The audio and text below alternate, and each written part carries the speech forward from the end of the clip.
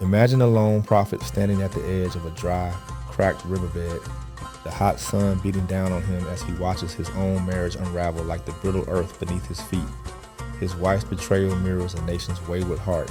Israel, once chosen and beloved, now wandering after false gods and foreign powers. This was Hoshea, a man whose personal life became a living symbol of divine love, judgment, and redemption.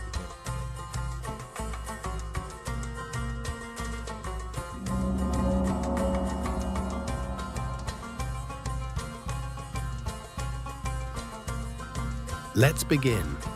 In a world that often feels fractured and unfaithful, the story of Hoshea, an 8th century BCE prophet from the northern kingdom of Israel, invites us to reflect deeply on loyalty and forgiveness. His life was a vivid drama played out against a backdrop of political unrest, idolatry, and social injustice. During the reign of Jeroboam II and the period leading to Samaria's fall in 722 BCE, Hoshea walked the streets and marketplaces of a nation spiraling away from its covenant with God. His prophetic mission did not unfold in quiet solitude, but amid the clamors of priests who betrayed their sacred trust and prophets who spoke lies. Hoshea's story begins with a divine command that sounds almost unfathomable. He was to marry a woman named Gomer, described as a wife of harlotry. This wasn't a simple personal tragedy, it was a profound symbol. Gomer's unfaithfulness paralleled Israel's spiritual adultery through idol worship, broken promises, and dangerous alliances, especially with the ascending Assyrian Empire.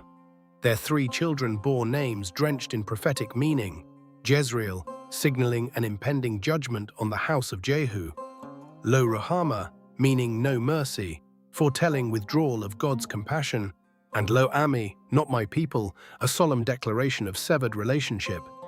The vivid imagery of Hoshea's married life reveals a broader spiritual reality.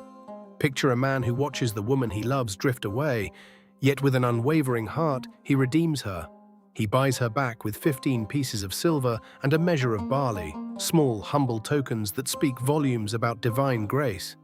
This act encapsulates the heart of God's relationship with Israel. Though the nation repeatedly turns away, God remains ready to forgive and restore. Here, divine love is not distant or abstract, it is a hands-on, sacrificial reclaiming of what was lost. Hoshea's teachings cradle 3 key insights that resonate even today. First, he decried the failure of religious leadership. The priests had become corrupt, the false prophets misleading the people, and the sacred rituals hollow. This corruption isn't just ancient history, it's a timeless warning about the dangers of religious hypocrisy. Authentic faith demands integrity, humility, and a heart aligned with justice rather than ritual performance. Second, Hoshea passionately condemned social injustice, the oppression of the poor and vulnerable. In his vision, divine judgment was intertwined with human ethics. A nation's survival depends not on military alliances or grandiose temples, but on the treatment of its weakest members. This call urges us to scrutinize how our societies care for the marginalized, reminding us that spiritual fidelity is inseparable from social responsibility. Third, Hoshea's vivid prophecy about the Assyrian invasion was not mere doomsaying. It was a call to repentance and hope.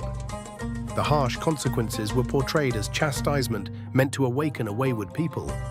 Yet beyond judgment, he envisioned a future promise where God would allure Israel back to the wilderness, to a place of renewal and intimacy, like a lover beckoning a beloved. The vineyards would flourish again, the covenant would be restored, and Israel would be betrothed in righteousness and steadfast love. This message challenges us to view hardship and correction not as final stops, but as openings to transformation and healing. In the light of Hoshea's life and teachings, we find a powerful metaphor for the struggles many face today. Betrayal, broken trust, and the need for restoration, whether in relationships, communities, or within ourselves.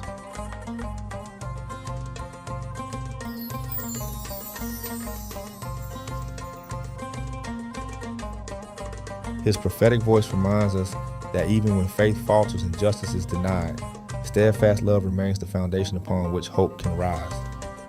The name Lo-Ami, not my people, confronts communities that feel cast off, while the act of redemption calls us to embrace restoration rooted in grace and truth.